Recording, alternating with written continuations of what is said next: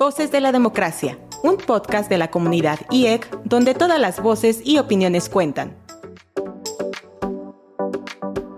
Hola, ¿qué tal? Muy buenos días a todas y todos. Soy Luis Esteban Pérez y nuevamente les saludamos y agradecemos que nos acompañen en este nuevo episodio de Voces de la Democracia, un programa del Instituto Electoral del Estado de Guanajuato. El día de hoy estamos muy contentos porque se encuentra conmigo María Inés Reynoso Ornelas, es asesora adscrita a la Secretaría Ejecutiva del IEC, y también nos acompaña el doctor José Jesús Soriano Flores, profesor investigador de la Universidad de Guanajuato. Les agradezco enormemente que nos acompañen y nos cuenten sus experiencias relacionadas con el tema de hoy, que puede ser un poco complejo desde el contexto en el que se encuentran las instituciones públicas actualmente.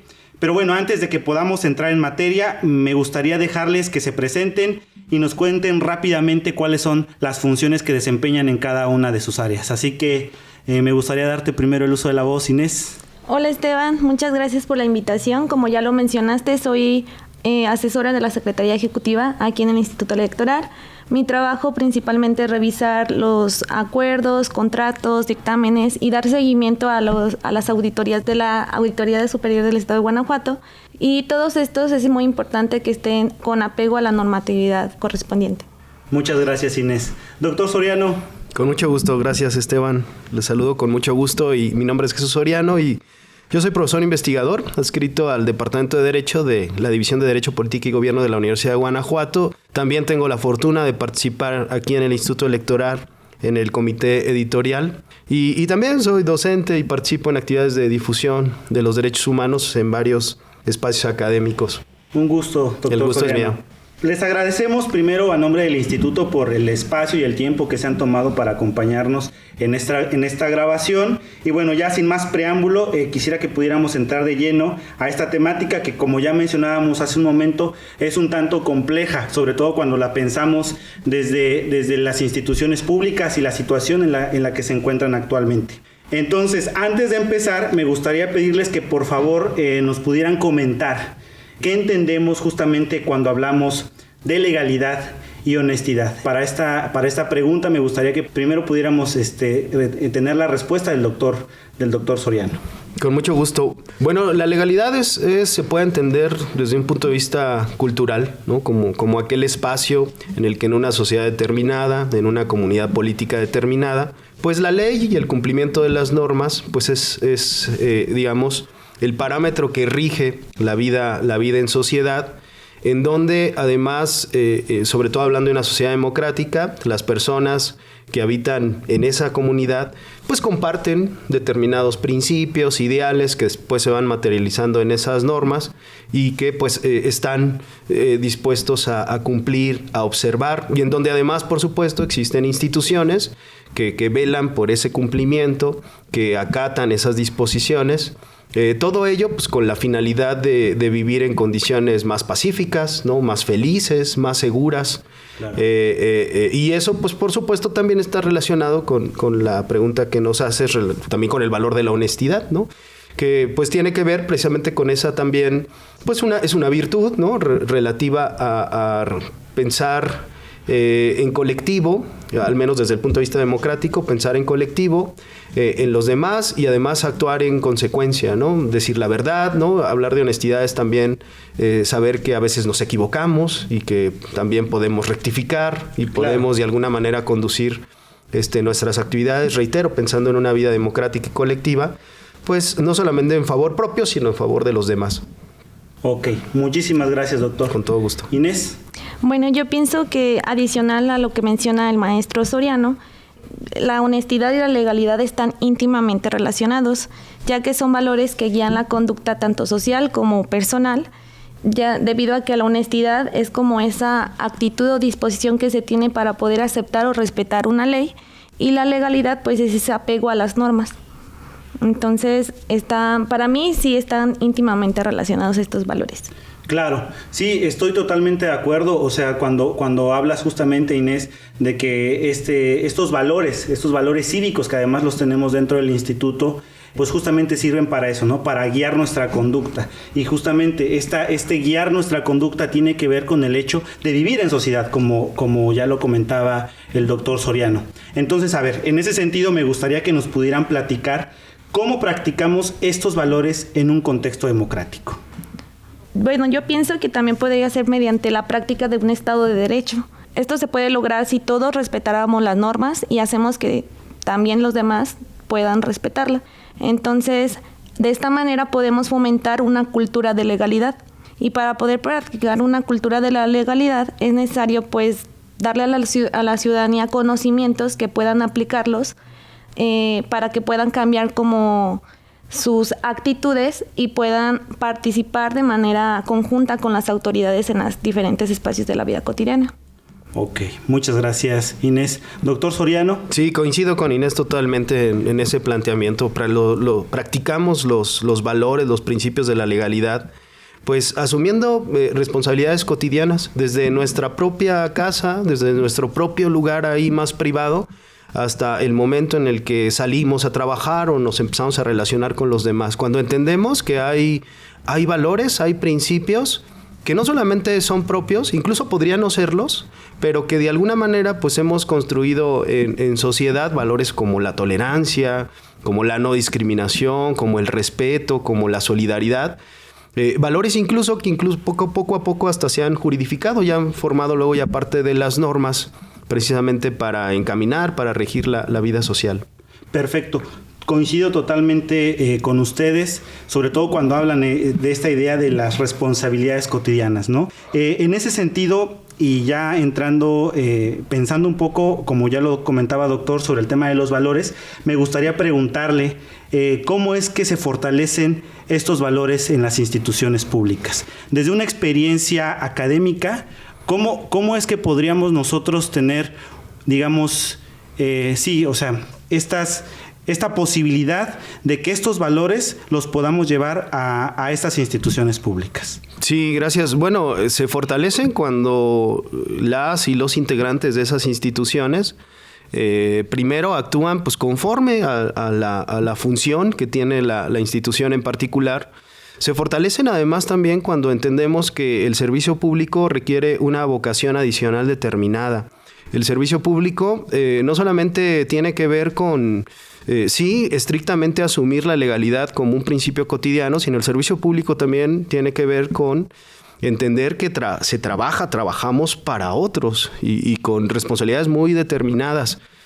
Por eso yo decía, hay una vocación, yo creo, necesaria en el servicio público. Las instituciones al interior también trabajan y funcionan mejor cuando nos respetamos, cuando somos compañeros realmente, compañeras, cuando somos solidarios, cuando no se hacen diferencias donde no deben existir, ¿no? Yo creo que ahí es muy importante, por ejemplo, dentro de las instituciones, quienes ocupan los cargos directivos más altos, ¿no? Cuando ponen el ejemplo, cuando de alguna manera también establecen códigos de relación, de respeto con todos, absolutamente con todos los integrantes de la institución, y cuando ponen en primer lugar los intereses de la población sobre cualquier otra circunstancia. Claro. Muchas gracias, doctor. Inés, misma pregunta. Pero a mí me gustaría que tú pudieras, como funcionaria del Instituto Electoral del Estado, pudieras platicarnos desde tu experiencia y desde la posición en la que estás, ¿cómo crees que se fortalecen estos valores? Bueno, yo considero que pues todas las personas que laboramos en instituciones públicas debemos de transparentar nuestras actividades y de esta manera podemos lograr que la ciudadanía confíe en nuestro actuar. Y de esta manera también generamos confianza para que las personas se puedan acercar a las autoridades y puedan de cierta manera apoyarlas y realizar ciertas actividades que vayan encaminadas hacia el bien común. Una herramienta que nos sirve para esta tarea es que ya todas las instituciones deben de contar con un código de ética. Hoy en día nosotros tenemos un código de ética que contempla todos los principios, valores, directrices, y reglas de integridad a las que debemos de someter nuestra actuación todos los servidores públicos, ¿no? Perfecto. Coincido totalmente contigo, Inés, y en ese sentido me gustaría preguntarte ¿qué podemos hacer nosotros como funcionarios públicos para fomentar estos valores? Bueno, todas las personas debemos de apegarnos a estos valores porque considero que son como los principios que toda persona servidora pública debe de contemplar para el desempeño de su cargo. Y repito lo mismo, que es como se puede fomentar mediante transparentar como todas las actividades, ya que debemos de recordar que todas las acciones de gobierno desde un inicio son públicas. Entonces también debemos de tener una correcta rendición de cuentas y deben de existir políticas que nos apoyen a poder combatir la corrupción. Claro. Doctor. Sí, yo me quedo con una palabra que menciona Inés hace un momento, confianza. Esa es un valor muy importante porque efectivamente, como lo comenta nuestra compañera, la confianza pues, está asociada con la transparencia, pero también con la cultura de legalidad. En una cultura de la legalidad compartida, las personas tienen confianza en las instituciones, confianza en el cumplimiento de las normas. Y eso es muy importante porque dota a las personas y a las comunidades de certidumbre. Yo ya sé lo que va a pasar si hago o dejo de hacer tal circunstancia. No, yo ya sé además quién va a actuar en consecuencia. No, yo ya sé en términos colectivos y sociales la consecuencia de mis actos, de acción o de omisión. Y esa confianza, esa certidumbre está relacionada, pues por supuesto, también con nuestra seguridad, es decir, nos sentimos seguros, ¿no? En colectivo, claro. Sabemos lo que pasa, lo que puede pasar, lo que tiene que pasar, ¿no? En virtud de la forma en la que nos relacionamos cotidianamente. Y la seguridad, además, está relacionada también con la felicidad. Somos también felices porque nos sentimos seguros. Y eso no lo inventé yo, ni lo digo ahora de manera espontánea. Desde hace muchos años, particularmente ahora recuerdo la primera Declaración Moderna de Derechos Humanos, que fue la del Estado de Virginia, 1776. Fíjense, ahí ya esa comunidad política que se estaba independizando de la colonia inglesa ya tenía muy claro que para ser felices tenían que sentirse seguros. Y en esa medida redactaron una declaración de derechos que por muchos es compartida ahora como nada más y nada menos esta primera declaración moderna de derechos, ¿no? Entonces yo creo que ahí también hay una serie de conceptos que se enlazan muy bien y que ahora Inés me hacía recordar. Confianza, por supuesto, certidumbre, felicidad, legalidad. Claro. Ya que va para allá la conversación, a ver, creo que está ya muy a tono con la siguiente pregunta. Doctor, me gustaría que empezáramos con usted. Justamente, platíquenos cuál es el resultado de la práctica de estos valores en el ámbito laboral. Pues yo creo que es enorme porque al final pues somos personas que queremos estar tranquilas, que queremos vivir cómodamente, que queremos además trabajar en entornos seguros, libres, respetuosos. Y eso es importante en lo individual, pero también es importante en lo colectivo, porque la práctica de estos valores, la legalidad, ¿no? Esta idea de confianza, de certidumbre, de respeto, de honestidad, pues también ocasiona que las instituciones al final tengan mejores resultados. Eso es indudable, ¿no? Una institución que se guía por esos principios, indudablemente impacta de manera directa en los resultados que las personas y la población espera pues de esa institución en particular. Muchas gracias, doctor. Inés. Bueno, pues yo estoy de acuerdo con lo que menciona el maestro Soriano. Yo considero que con la práctica de la legalidad podemos obtener que ya todas las personas servidoras públicas realicen las actividades que le confieren las normas, es decir, que en todo momento van a someter su actuación a lo que establecen las disposiciones, las normas que aplican a su cargo. Y en cuanto a la honestidad, yo creo que también hace que ya todas las personas nos conduzcamos con rectitud, es decir, no vamos a aceptar no vamos a aprovecharnos de nuestro cargo para obtener un beneficio personal o no vamos a aceptar dádivas por parte de otras personas o instituciones, porque obviamente estamos conscientes de qué es lo que implicaría aceptarlo, ¿no? Y vuelvo a lo mismo, a lo que mencionó en un inicio el maestro, que esto también va relacionado a la vocación de servicio que debemos de tener pues todas las personas servidoras públicas. Me gusta muchísimo. Acabas de mencionar una palabra que me parece muy importante y es conducirnos con rectitud. Y a veces pareciera que debemos conducirnos con rectitud en ciertos o determinados espacios, ¿no? Como en la escuela, el trabajo y tal. Pero como seres humanos, como sujetos que nos desenvolvemos en diversos campos y ámbitos de la vida social, ese conducirnos con rectitud implica tener una conducta recta en todos esos ámbitos. Y en ese sentido me gustaría preguntarles cómo es que podemos transmitir estos valores a nuestras familias y a nuestros compañeros de trabajo. Doctor. Pues una forma es con el ejemplo, yo creo, ¿no? En la medida, por ejemplo, yo soy profesor de Derechos Humanos. Sí. Entonces, en la medida de que yo, imagínate, en la clase, ahí en las sesiones, imagínate que yo me conduzco discriminando, ¿no? Estableciendo criterios racistas, clasistas. Eso se nota, eso se percibe. Ni siquiera hay que tener un conocimiento adicional en determinadas materias para sentirlo, para saberlo. Entonces yo creo que, por ejemplo, en mi labor docente, una manera de pues tratar de promover estos principios es practicándolos, ¿no? Al interior, por ejemplo, de las clases. Eso yo creo que es importante. Y otra cosa, por supuesto, es conociéndolos. Digamos, nuestra construcción en ciudadanía, pues implica también una labor educativa importante, ¿no? Ya sea en el terreno de la educación formal o de la educación informal, ¿no? Ahí, por supuesto, que tenemos que nosotros también, en la medida de nuestras posibilidades, formarnos como ciudadanos que conocen sus normas, ¿no? Que conocen estos principios de ética pública y que además todos los días estamos tratando pues, de mejorar nuestras actitudes, nuestros comportamientos en consonancia con estas normas y con estos principios. Esa yo creo que también es una cuestión en la que tenemos que ser absolutamente humildes y reflexivos.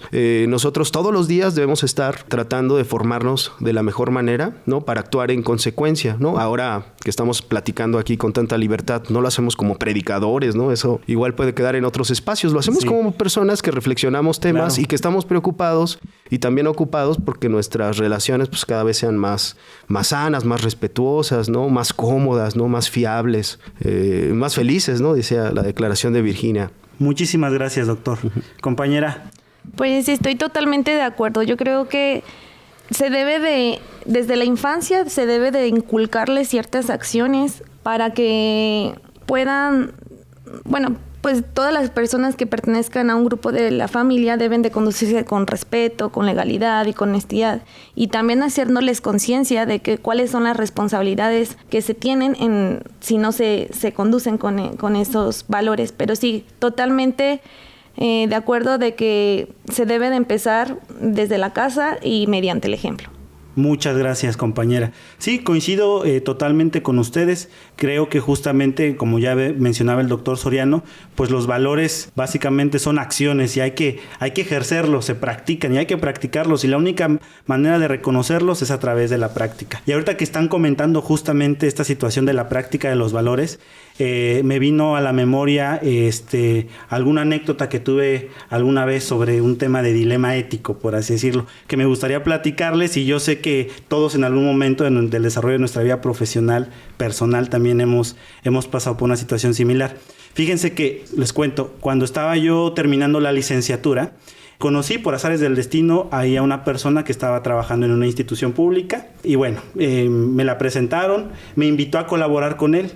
Y después de haber aceptado, después de que me dijo, oye, te invito, tengo un proyecto, pues quiero que colabores conmigo. Entonces, fui, acepté y comenzamos a trabajar en un proyecto que él estaba realizando y fue claro conmigo desde el inicio. Y me dijo, mira, ¿sabes qué?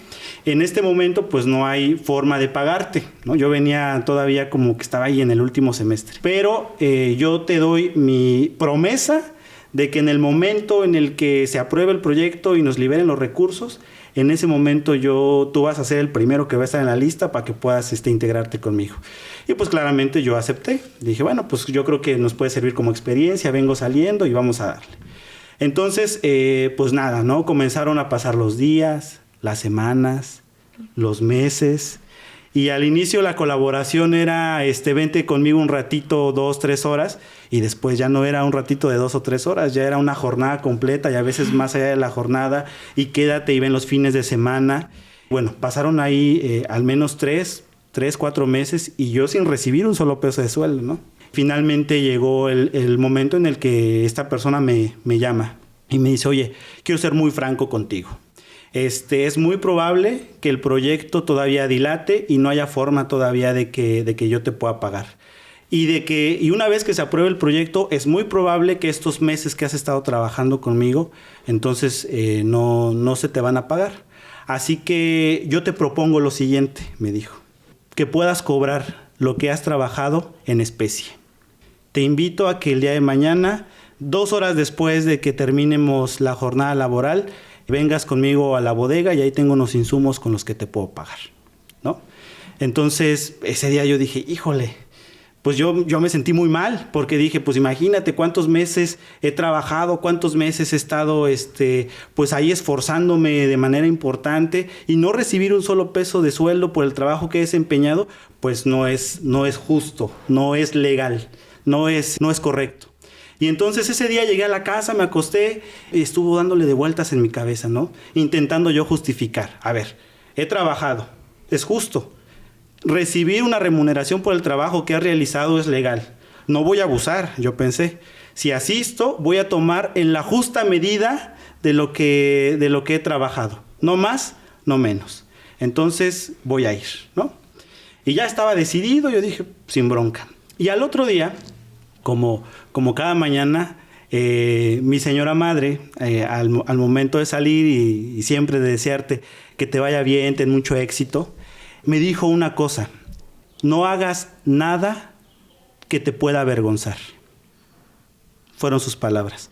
Yo sentí como un balde de agua fría cayendo sobre mi cabeza y dije, híjole, puede ser justo quizás, ¿no? Para mí, y puedo intentar buscarle 1,000,000 de justificaciones, pero sabemos que no es correcto. ¿Y por qué digo esto? Porque la honestidad, como ya lo han mencionado acá, va más allá del respeto a los objetos, recursos o bienes que no me pertenecen. Como bien se ha señalado en este espacio, consiste en actuar de manera transparente, siendo fieles a la pretensión ética normativa de la verdad y a nuestra persona. Quiero platicarles cómo terminó la historia. Salí de la casa y no pude llegar a la parada de autobús. Fue la última vez que colaboré con él. Ni las gracias. Entonces, yo quisiera preguntarles a ustedes que pudieran, más que preguntarles, pedirles que me puedan contar alguna experiencia que hayan tenido. Doctor. Sí, bueno, mira, pues sí, yo creo que es verdad que todos a lo largo de nuestra vida vamos teniendo algunas. Lo que nos cuentas, Esteban, es muy importante porque, pues decíamos, habla y reitera la importancia del ejemplo, ¿no? De la enseñanza. Pero también aquí hay otro elemento importante, ¿no? Esa vergüenza que tú señalabas, que tú sentías, porque al final sí tenías ahí un asunto en la conciencia que no te dejaba estar, ni descansar, ¿no? Ni tomar finalmente la decisión que decidiste no tomar. Yo creo que eso es importante. También esta formación en la conciencia, es verdad que no todos la tienen, ¿no? Decía Eduardo Galeano, a veces son los menos, ¿no? Quienes de pronto sienten ahí un remordimiento y además un remordimiento que duele mucho, que perdura. Sí. Eso está relacionado no solamente con una circunstancia, digamos, orgánica de nuestros cuerpos, sino también con este asumir valores de manera colectiva. Sí, a ver, en términos generales, a mí cosas que me han pasado, por ejemplo, yo también forma parte de mis actividades laborales la capacitación, ¿no? Cuando de pronto me han ofrecido proyectos, que es en el menor de los casos, pero sí ha sucedido, cuya remuneración me parece excesiva, no los he asumido, ¿no? Porque yo finalmente no estaría entonces practicando con el ejemplo, sobre todo cuando se trata de recursos públicos, ¿no? Sí. Que me ha pasado en más de 2 ocasiones, ¿no? Y que probablemente pues cualquiera, a lo mejor en esta normalidad en la que vivimos, podría decirme, pero pues es transparente, ¿no? Finalmente ahí hay un servicio, hay un contrato, y yo diría, bueno, a lo mejor es transparente, a lo mejor es incluso legal, pero no es justo, ¿no? Exacto, no es equitativo y además no comparte la visión que yo tengo de lo que significa la erogación de los recursos públicos, por ejemplo, ¿no? Por ejemplo, yo me dedico también a labores de investigación. De pronto yo también alguna vez cuando empezaba caí en la cuenta de que había cosas que no estaban bien o que yo no estaba haciendo bien en inicio. Cuando yo estaba estudiando la licenciatura, por ejemplo, y estaba realizando trabajos de derechos humanos sobre pueblos originarios, de pronto se me ocurrió hacer como una lista de costumbres de los pueblos indígenas que no respetaban la legalidad, fíjate, precisamente, ¿no? Sí.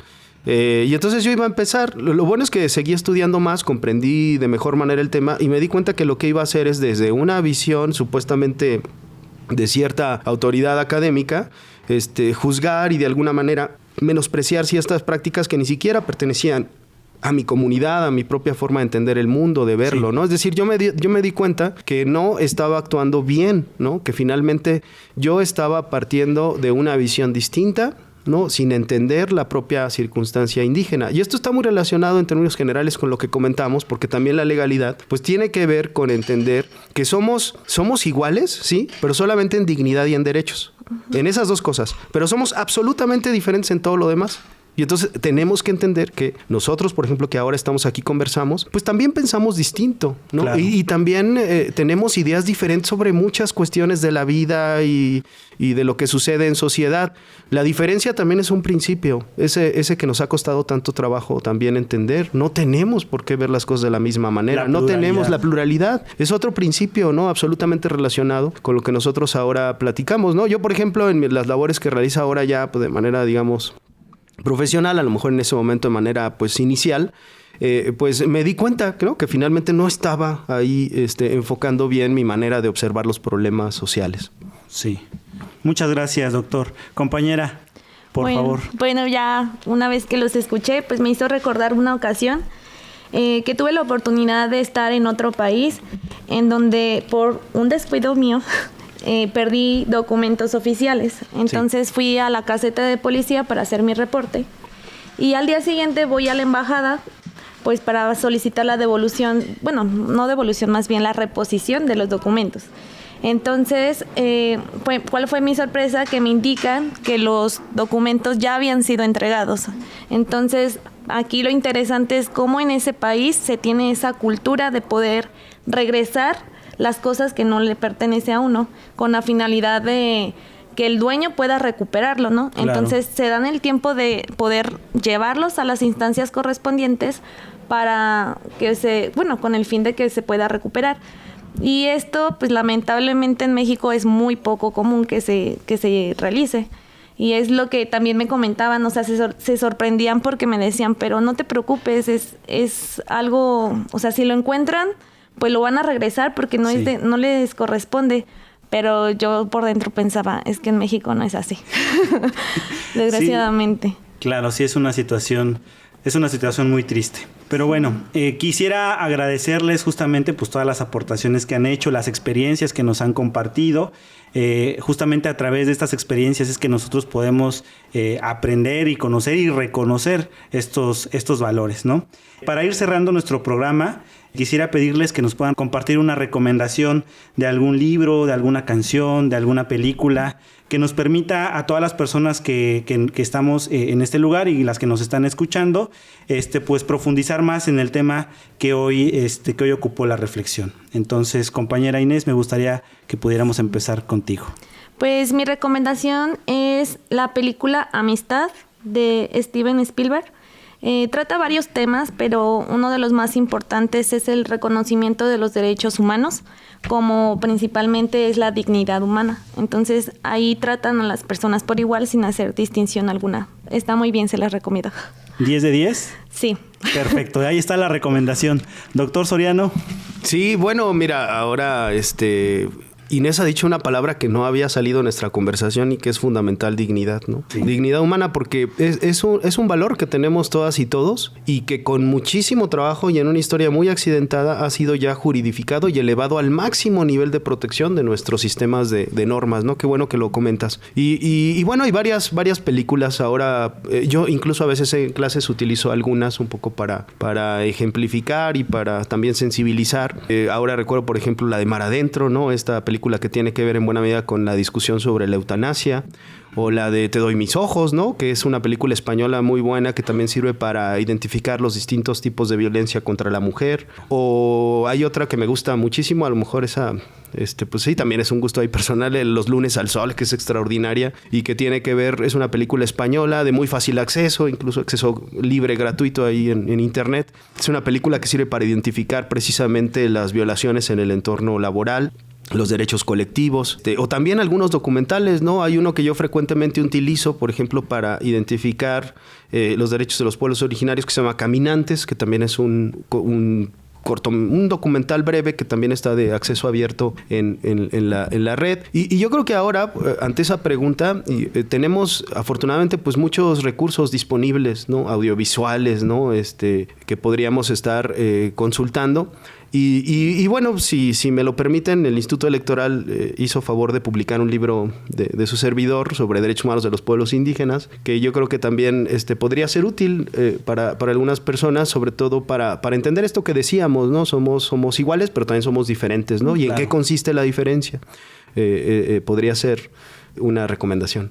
Doctor, muchísimas gracias. Compañeras, compañeros, pues bueno, ya escucharon ahí, tenemos películas para ver de sobra, al menos 4, una serie y un libro. Entonces, pues ahí están las recomendaciones. Los invitamos a que las vean, los invitamos a que también puedan leer el libro del doctor Soriano. Estoy seguro que ahí podemos encontrar también grandes aprendizajes.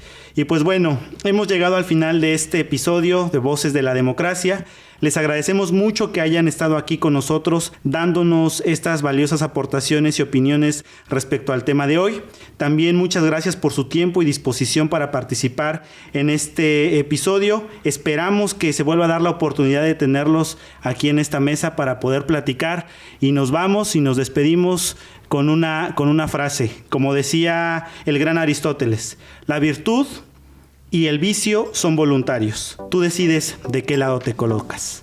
Muchísimas gracias. Muchas gracias. Muchas gracias, un gusto.